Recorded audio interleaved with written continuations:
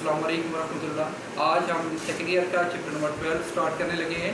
आज का जो हमारा पहला लेक्चर होगा वो हमारे पास करंट इलेक्ट्रिसिटी के जो पहला टॉपिक है स्टडी करंट, उसके बारे में होगा। और फिर हम इसमें ये भी स्टडी करेंगे कि करंट कैसे फ्लो करेगा और करंट किसी भी मेटालिक कंडक्टर में, गैसेस की फॉर्म में और किसी भी लिक्विड में करंट कैसे फ्लो करेगा। इसी तरह सेमीकंडक्टर में करंट कैसे फ्लो करता है, मतलब किसकी वजह से फ्लो करेगा, तो ये भी हमने स्टडी करना है। तो आज का जो टॉपिक है उसका पहला जो हमारे पास सबसे पहले हम ये स्टडी कर लेते हैं कि इलेक्ट्रिक करंट जो है वो क्या होता है। तो स्टार्ट हम करते हैं टॉपिक को, इलेक्ट्रिक करंट। इलेक्ट्रिक करंट हमारे पास जब हम इसकी डिफिनेशन करते हैं तो current basically flow of charges को रिप्रेजेंट करता है। फ्लो ऑफ चार्जेस को इलेक्ट्रिक करंट बोलते हैं। अब जब चार्जेस की हम बात करते हैं तो चार्जेस डिफरेंट हो सकते हैं। पॉजिटिव चार्ज हो सकता है, जो हमने चैप्टर नंबर 11 में ऑलरेडी हम पढ़ चुके हैं कि चार्जेस दो तरह के होते हैं, पॉजिटिव चार्ज, नेगेटिव चार्ज। तो यहाँ पे चार्जेस पॉजिटिव भी हो सकते हैं, नेगेटिव भी हो सकते हैं। तो हमारे पास जब हम इलेक्ट्रॉन थ्योरी की बात कर रहे होते हैं तो ऐसी सूरत हाल में जो हमारे पास इलेक्ट्रिक करंट होता है that is the flow of charges. और ये चार्जेस जो हैं वो बेसिकली नेगेटिव चार्ज जो कि इलेक्ट्रॉन्स कहलाते हैं, उनकी वजह से हमारे पास इलेक्ट्रिक करंट होता है।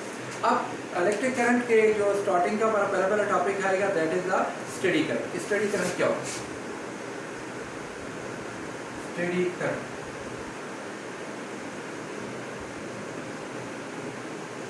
करंट क्योंकि फ्लो ऑफ चार्जेस है, अगर यही चार्जेस कंटिन्यूसली किसी भी कंडक्टर के अंदर से फ्लो करके जाएंगे तो ऐसी सूरत हाल में इन चार्ज जो करंट होगा इसको हम बोलेंगे स्टेडी करंट, मतलब continuous flow of charges through any conductor. किसी भी कंडक्टर के अंदर से जो कंटिन्यूसली फ्लो ऑफ चार्जेस होगा उसको हम बोलेंगे स्टेडी करंट। अब स्टेडी करंट को समझने के लिए हम यूँ कर लेते हैं कि हम एक कंडक्टर ले लेते हैं और उस कंडक्टर को किसी भी सोर्स के साथ कनेक्ट कर लेते हैं। तो लेट्स से हमारे पास ये एक कंडक्टर है और इस कंडक्टर के दोनों सिरों को हमने यह बैटरी के टर्मिनल के साथ जोड़ दिया। तो ये एक पॉजिटिव टर्मिनल, ये नेगेटिव टर्मिनल। अब अगर हम यहाँ पे कंडक्टर को हम तस्वर करते हैं कि कंडक्टर के अंदर फ्री इलेक्ट्रॉन होते हैं, तो अब होता है इलेक्ट्रॉन नेगेटिव चार्ज होने की वजह से ये हमारे पास इस साइड से इलेक्ट्रॉन चलेंगे और ये पॉजिटिव टर्मिनल की तरफ आना शुरू कर देंगे। तो ये अगर कंटिन्यूसली फ्लो चलता रहेगा तो इस कंटिन्यूसली फ्लो ऑफ इलेक्ट्रॉन्स को, ये चार्जेस हम क्या बोलते हैं, स्टेडी करंट। अब जब स्टेडी करंट की हम बात कर चुके हैं तो हमें कुछ जो है रिजल्ट्स हमारे सामने आते हैं। आपको पता है कि इलेक्ट्रॉन्स क्योंकि मैटर का पार्ट होता है, कॉन्स्टिट्यूएंट पार्ट होता है, तो अगर हम कहते हैं कि जो करंट होता है that is the flow of the charges, और चार्जेस में हम इलेक्ट्रॉन कहते हैं, तो क्योंकि इलेक्ट्रॉन मैटर होता है तो मैं ये भी कह सकता हूँ कि अगर मैं इसकी फिलहाल में बात क्या कर रहा हूँ प्रॉपर्टीज की, प्रॉपर्टी। तो प्रॉपर्टीज में पहली बात क्या मैंने कहा कि इलेक्ट्रॉन क्योंकि मैटर का कॉन्स्टिट्यूएंट है, तो मैं ये कह सकता हूँ कि जब हम कहते हैं कि current is the flow of the charges, तो मतलब दूसरे लफ्ज़ों में है कि current is the flow of matter. यानी जब मैटर फ्लो कर रहा होता है, क्योंकि चार्जेस फ्लो कर रहे हैं तो मतलब चार्जेस आर द मैटर, तो मैटर का फ्लो कर सकता है। तो मैं कह सकता हूँ matter in motion is called current. तो मैं ये भी कह सकता हूँ matter in motion is called current. दूसरी जो मेन बात है वो हमारे पास स्टेडी करंट के बारे में ये आती है कि करंट क्योंकि फ्लो ऑफ चार्जेस है। अब मेन बात ये कि चार्जेस होते कौन से हैं, तो अगर हमारे पास ऐसी सूरत हाल में हमारे पास चार्जेस की जब हम बात करते हैं तो चार्जेस हमारे पास अगर लेट से हमारे पास गैसेज हैं, तो गैसेज के केस में हमारे पास जो करंट फ्लो करेगा that current flow is due to the electrons and positive ions. अगर मैं बात करूं मेटालिक कंडक्टर की,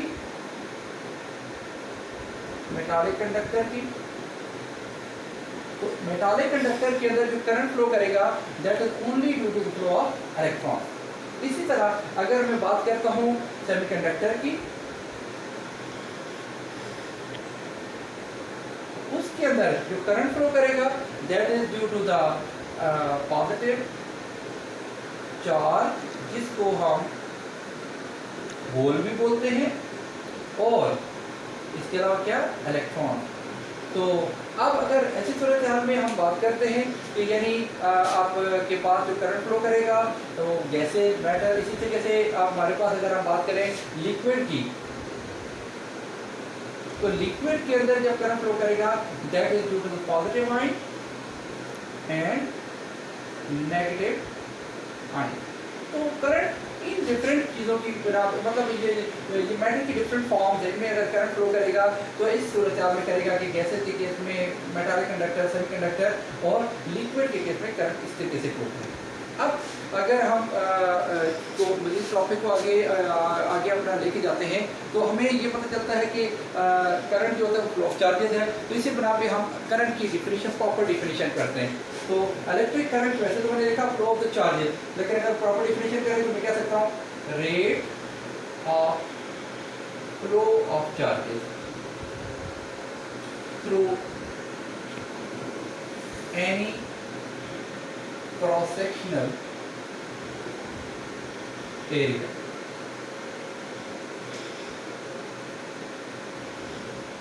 इसका अर्थ, ये किसकी डिफिनेशन होगी हमारे पास, ये इलेक्ट्रिक करंट की होगी, ये करंट होगा। अब करंट अगर हम फार्मूला लिखिए इसका, तो करंट इज इक्वल टू, क्योंकि हमने कहा करंट क्या है, flow of charges through any cross area, तो ये charges per unit time. Charges को हम Q, कैपिटल Q से डिनोट करते हैं, टाइम को T से, और करंट को हम I से डिनोट करते हैं। तो ये इलेक्ट्रिक करंट का formula I is equal to Q और T बनता है। करंट की यूनिट, ये करंट को सबसे पहले एक्सप्लेन किया एम्पियर ने, तो इसकी बना पे इसकी यूनिट जो है वो एम्पियर बन जाती है, और चार्ज की यूनिट कूलम, और टाइम की यूनिट सेकेंड। अगर आपके पास ये जो हमारा सर्किट है, इस सर्किट में एक कूलम चार्ज 1 सेकंड के अंदर फ्लो करता है, तो मैं कह सकता हूँ कि हमारे पास जो करंट फ्लो कर रहा है वो करंट हमारे पास 1 एम्पियर है। तो मतलब 1 ampere is equal to 1 coulomb per second. तो ये बेसिकली एम्पियर की डिफिनेशन होती है। तो इसके अलावा मिली एम्पियर, माइक्रो एम्पियर, ये इसकी छोटी यूनिट जो है वो इस्तेमाल कर सकते हैं। अब हमारे पास इलेक्ट्रिक करंट के साथ साथ हमारी जो नेक्स्ट बात है कि क्योंकि हम कहते हैं कि करंट जो होता है वो फ्लो ऑफ चार्जेस होता है। तो अगर फ्लो ऑफ द चार्जेस है तो चार्जेस तो हर वक्त किसी मटेरियल मीडियम के अंदर हर वक्त मूव करते रहते हैं। तो आया कि हम रूटीन में अगर मैं बात करूँ, ये हैंडल की मैं बात कर लेता हूँ, तो इस हैंडल के अंदर इस वक्त करंट क्यों नहीं फ्लो कर रहा, हालांकि मेटल के अंदर तो हर वक्त जो है वो फ्री इलेक्ट्रॉन मौजूद होते हैं। तो ऐसी सूरत हाल में इसके अंदर करंट फ्लो क्यों नहीं करते, तो इसके बारे में हम अब डिस्कस करने लगे। इसको हम क्या बोलते हैं कि हमारे पास ये ड्रिफ्ट वेलोसिटी को हम दूसरे लफ्ज़ों में स्टडी करने लगे। अब हम ये देखते हैं कि ड्रिफ्ट वेलोसिटी क्या है, और फिर आया कि इस मटेरियल के अंदर हमारे पास इस वक्त जो सॉलिड मटेरियल है, इसमें जो मेटल का मैंने हैंडल आपको दिखाया, इसके अंदर करंट क्यों फ्लो नहीं कर रहा। तो हमारे पास ड्रिफ्ट वेलोसिटी, अब हम ड्रिफ्ट वेलोसिटी को डिस्कस करेंगे। देखिए, अगर हम ये मेरे पास एक कंडक्टर है और हमने पढ़ा हुआ है कि अगर एक मेटालिक कंडक्टर की हम बात करें तो मेटालिक कंडक्टर के अंदर इलेक्ट्रॉन, फ्री इलेक्ट्रॉन हर वक्त मौजूद रहते हैं, और ये फ्री इलेक्ट्रॉन कंटिन्यूसली मूव कर रहे होते हैं, लेकिन इनकी मोशन रैंडम होती है। रैंडम मतलब इरेगुलर मोशन है, कोई फोर्स नहीं लगा रहा, जिधर दिल चाहे कोई ऊपर जा रहा है, कोई नीचे जा रहा है, कोई लॉन्ग का कंडक्टर जा रहा है। तो इस वजह से नेट फ्लो ऑफ चार्जेस किसी एक डायरेक्शन में ज़ीरो होता है। और मैं कहूँ तो अगर इसकी जो स्पीड है, जब हमने कोई भी ये कंडक्टर जनरली रखा हुआ है तो ऐसी सूरत में इसकी स्पीड रहेगी 10⁻⁵ मीटर पर सेकंड। लेकिन इसी कंडक्टर को अगर हमें किसी वोल्टेज सोर्स के साथ, किसी बैटरी के साथ, किसी जनरेटर के साथ मैं टच कर देता हूँ, फॉर एग्जाम्पल एक टर्मिनल पॉजिटिव, एक टर्मिनल नेगेटिव के साथ मैं टच कर देता हूँ, अब इस इलेक्ट्रॉन को, जो पहले इलेक्ट्रॉन रेंडमली मूव कर रहे थे, कोई ऊपर जा रहा था, कोई इधर जा रहा था, कोई इधर जा रहा था, कोई किधर जा रहा था, लेकिन अब क्योंकि मैंने वोल्टेज सोर्स लगा दिया, ऐसी बना पे वोल्टेज सोर्स लगाने की वजह से क्या होगा, ये जो इलेक्ट्रॉन है ये खास डायरेक्शन में मूव करना शुरू कर देंगे। और वो खास डायरेक्शन क्या होगी, हमें पता है कि इलेक्ट्रॉन नेगेटिव चार्ज होने की वजह से पॉजिटिव टर्मिनल की तरफ, ये जो बड़े वाला है ये हमारे पास पॉजिटिव टर्मिनल है, तो ये इलेक्ट्रॉन पॉजिटिव टर्मिनल की तरफ मूव करना शुरू कर देंगे। तो ऐसी सूरत में ये जो इलेक्ट्रॉन पहले जो रैंडमली मूव कर रहे थे, अब वो सारे के सारे इलेक्ट्रॉन एक ही डायरेक्शन में मूव करना शुरू कर देंगे। आप जब इस तरह मूव करेंगे तो पहले तो उनकी स्पीड थी तो 5 मीटर पर सेकंड के नियर हो, लेकिन अब क्योंकि वो एक ही डायरेक्शन मूव करना शुरू कर देंगे तो लाजिम बात है जो इलेक्ट्रॉन पहले ऊपर जा रहा था, अगर जब हमने उसको टुवर्ड पॉजिटिव किया, जो मेरी तरफ आ रहा था नेगेटिव की तरफ, वो उसको जब पॉजिटिव तरफ किया तो इसकी वजह से क्या होगा, वो पोजीशन ऊपर होगी और वो रास्ते में और मजीद एटमों के साथ टकराएगा भी, जिसकी वजह से इसकी जो वेलोसिटी है अगरचे कि एक ही डायरेक्शन में हो जाएगी, लेकिन ये वेलोसिटी क्योंकि उसको जो इलेक्ट्रॉन अपनी मर्जी चल रहे थे अब अपनी मर्जी से नहीं चलेंगे बल्कि हमारे पोटेंशियल सोर्स की वजह से चलेंगे, तो ये एक ही डायरेक्शन में मूव करना शुरू कर देंगे। इसकी वजह से इसकी वेलोसिटी में कमी आ जाएगी और ये वेलोसिटी 10⁻⁵ मीटर पर सेकंड होगी। ये जो एवरेज वेलोसिटी होगी इलेक्ट्रॉन्स की जब हम पोटेंशियल सोर्स अप्लाई कर देंगे, इस एवरेज वेलोसिटी को ड्रिफ्ट वेलोसिटी बोलेंगे और इसकी वेलोसिटी की वैल्यू जो है वो 10⁻⁵ मीटर पर सेकंड होगा, तो मतलब इतनी स्लो हो जाएगी। तो अब एक क्वेश्चन हमारे माइंड में ये भी आता है कि अगर वाकई इलेक्ट्रॉन इतनी स्लो स्पीड के साथ मूव करता है जब हम उसको पोटेंशियल सोर्स के साथ लगाते हैं, तो अगर जब हम स्विच को ऑन करते हैं तो स्विच के ऑन करने के साथ फौरन ही लाइट क्यों ऑन हो जाती है, आखिर क्या वजह है? तो एक्चुअल में ये होता है कि जैसे ही हम यहाँ से बटन को ऑन करते हैं तो अगरचे के इलेक्ट्रॉन तो बड़ी स्लोली चलते हैं, लेकिन उसके अंदर जो इलेक्ट्रिक फील्ड क्रिएट हो जाती है, ये electric field speed of light के साथ जो है वो इसके अंदर स्टैब्लिश हो जाती है और ये जो इलेक्ट्रिक फील्ड है ये हमारे पास हर एक नुक्ते के अंदर इलेक्ट्रिक फील्ड, हर एक पॉइंट के अंदर इलेक्ट्रिक फील्ड जनरेट हो जाएगी with the speed of light, और इस इलेक्ट्रिक फील्ड की वजह से आपके पास यहाँ से ऑन हुई जो स्विच है, फॉर एग्जाम्पल मैं यहाँ एक स्विच लगा देता हूँ, तो जैसे ये स्विच को ऑन करेंगे तो ये स्विच जो है एक ही स्पीड ऑफ लाइट के साथ यहाँ से इसको इलेक्ट्रिक फील्ड को स्टैब्लिश करेगा जो पूरे सर्किट के अंदर से करंट को फ्लो करवा देगा, और अगर सर्किट में कुछ चीज़ कंपोनेंट लगा हुआ है तो कंपोनेंट हमारा ऑन हो जाएगा। ये हमारे पास ड्रिफ्ट वेलोसिटी के बारे में। अब ड्रिफ्ट वेलोसिटी के साथ साथ हम मजीद अगर कोई बातें हम पढ़ना चाहें तो हमारे पास जो है वो ये बन जाएगा कि जब किसी भी कंडक्टर के अंदर से इलेक्ट्रॉन जब फ्लो करना शुरू हो जाता है वेलोसिटी, तो अब ये आपने देखा कि इलेक्ट्रॉन जो फ्लो कर रहा है किसकी वजह से फ्लो कर रहा है, ड्यू टू वोल्टेज सोर्स। अब ये जो वोल्टेज सोर्स है और जो करंट स्टैब्लिश हुआ है, इस करंट और वोल्टेज के दरमियान एक साइंटिस्ट था जिसका नाम जॉर्ज सिमन ओम था, उसने एक लॉ पेश किया जिसको हम ओम्स लॉ के नाम से याद करते हैं। तो ओम्स लॉ, इसमें बेसिकली ये किस किस के दरमियान रिलेशन शो कर रहा है, ये हमारे पास रिलेशन शो करता है relation between voltage and current. और इस लॉ के मुताबिक जब भी हम किसी भी कंडक्टर को किसी भी वोल्टेज सोर्स के साथ अप्लाई करते हैं तो उस कंडक्टर के अंदर से करंट फ्लो होना शुरू हो जाएगा, और जो करंट होगा वो करंट हमारे पास वोल्टेज के डायरेक्टली प्रोपोर्शनल होगा, यानी जितना वोल्टेज ज़्यादा होगा उतना करंट ज़्यादा फ्लो करेगा। अब अगर हम प्रोपोर्शनल साइन को रिमूव करें तो हमारे पास यहाँ पे एक कांस्टेंट आ जाएगा जिसको हम बोलते हैं R, तो ये I = V/R, इसको यूँ भी लिख सकते हैं या फिर हम इसको यूँ लिख सकते हैं V = IR, and this is a mathematical form of Ohm law where this R is a constant of proportionality, और इस R को हम क्या बोलते हैं यहाँ पे, रेजिस्टेंस। और याद रखिएगा ओम लॉ के लिए कुछ लिमिटेशन है हमारे पास, और इसकी लिमिटेशन में पहली लिमिटेशन क्या है कि हमारे पास जो फिजिकल कंडीशन, या यूँ कह सकते हैं जनरली मैं कह देता हूँ कि फिजिकल